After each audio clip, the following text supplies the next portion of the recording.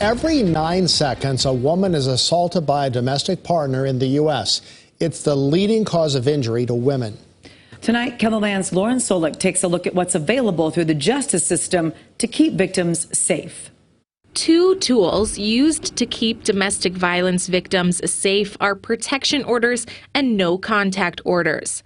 Protection orders are something a victim has to apply for themselves. No contact orders are issued by judges following a crime. There's a cycle, a circle of violence. And so there's phases when things are good and things are happy, and then things turn bad, and then it gets really bad. And that's where we see the violence come in at. And so that no contact order is designed to keep that break apart during that violent period and give the victims a chance to create a safe plan.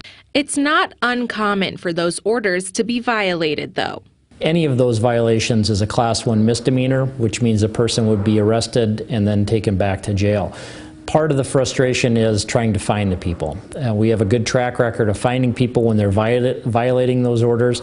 Sometimes there's a delay, though. That's why police and victim advocates say it's important for each violation to be reported. But if those things aren't reported, those violations aren't reported, there really isn't any way to hold that perpetrator accountable. So that's really falls back on that victim, which, you know, is not always ideal either, but for that victim to report that. And again, that's where places like Children's Inn or law enforcement or other advocates can help walk along that process with them so they don't have to do it alone, because it is scary. Friends and family of victims can also report violations. Creating a plan so if there is some abuse, they know what to do. They may be arranging to stay at a family member's house, a friend's house, maybe creating some type of phrase or a safe word so if the abuser's back, they could send a text to somebody and just says, hey, but that person knows that that means that there's some problems or trouble. Having protection orders and no contact orders are only one piece in keeping victims safe.